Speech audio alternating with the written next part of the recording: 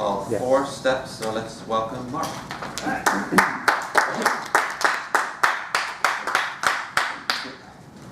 Fellow Toastmasters. So, last summer I had one of the biggest shocks of my life. It was something I really took as horrible news. It's one of those events where it's life-changing. You ever had one of those moments where everything you thought you knew about yourself changed? It was turned upside down, and what you thought you knew was no longer the case, and now you're dealing with a whole new perception, a whole new reality. Well, that happened to me. I don't know if you've heard of Dr. Travis Bradberry. His research and specialty is on emotional intelligence, which is the study of people skills, how you deal with other people, how you get along with other people. I'm on their email list, and they send out a couple of emails every week, and I like to read these. It's very good content.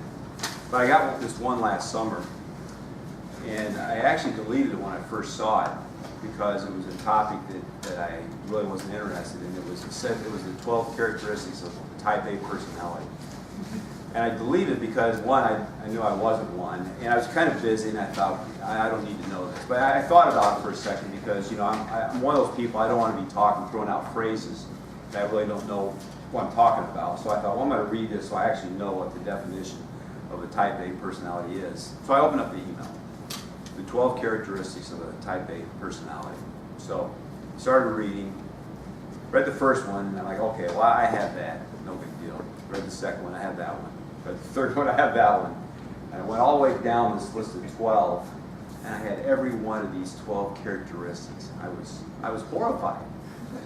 And I don't know if you know any type A personality people, or what your vision is of a type A person, if you think they tend to be stressed or pushy or otherwise. But when I got through this list, I was stunned, and I didn't know what to do, and I thought about it, and I'm thinking to myself, I'm screwed. I'm a type A, and I'm thinking maybe people hate me, and I don't even realize it because I'm so type A. But some of those characteristics were they're always stressed. If you're talking to them, they want you to get to the point. If they got any questions, they're going to ask you. So they're very short. So I'm thinking, how am I going to deal? How am I going to get out of this? How am I going to get out of being a type A? So I'm thinking, is there a 12-step program, or how am I going to deal with this?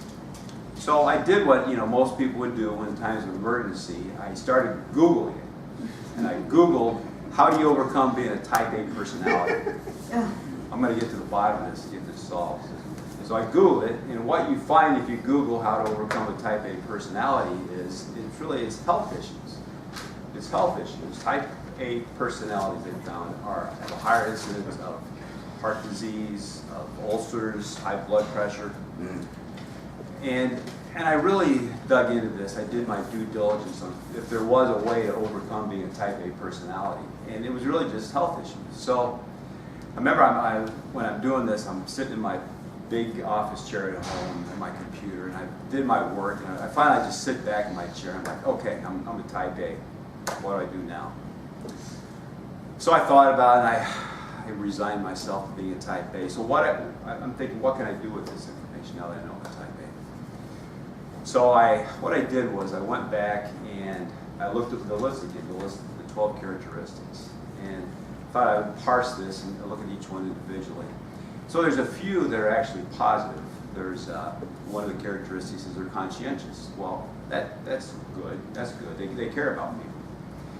Another one is they set goals, and that's a good thing. Everyone should set goals. I'm thinking, okay, so there's some good things to work with here. That's not all bad. So then I looked at some that were a little bit more negative. So they're obviously the health issue. So I thought about that. Well, I kind of have that covered. You got to exercise, you got to eat right, see the doctor. So I've done all those things, so that's not a problem. Another one is, though, they have a hard time relaxing. They're always stressed and have a hard time relaxing. And I could identify with that because I really don't take time to do anything but I'm always doing. So I'm thinking, okay, here's something I can take and learn from. I need to actually schedule time to go do something fun and relax. I need to start relaxing more. So, you know, after I kind of parsed through this and I thought about it, I'd done my work, I was kind of okay with it. So, but here's really the takeaway. So anytime I'm confronted with a problem or another, you know, if I lose a big sale at work, and this is really the technique I use to get through any issue like this, any problem. It's really a 4-step. So the first thing that I did and that you need to do when confronted with a problem is just pause, just stop. Instead of going haywire and berserk, really when you're confronted with some bad news, just stop and pause. The second thing is you need to, when the problem is you're facing is just gather all the information. You kind of want to look at it like you're a lawyer getting ready for a case and just gather all your information just without any passion or attitude. Gather all the information, everything you can find out about the problem. And the third thing then is study the information you just gathered. Go through and see what information is there, what is there you can work with. And once you've gathered your information, you've thought about what you have and kind of studied on it. The fourth thing, the most important thing, is actually to take action. What is it you can do to actually take action to either mitigate the problem you're facing, or if it's a problem that's already passed, what can you do to prepare yourself the next time? So that's what I did in this case. And really any time I face a problem, I take those 4 steps. Which is first, you just stop and you pause. The second thing is you gather all the information about the problem. The third thing is you study and you really analyze what all your information you've gathered. The fourth thing is you take action. And that, my friends, is the 4 steps to overcoming any kind of problem. Mark.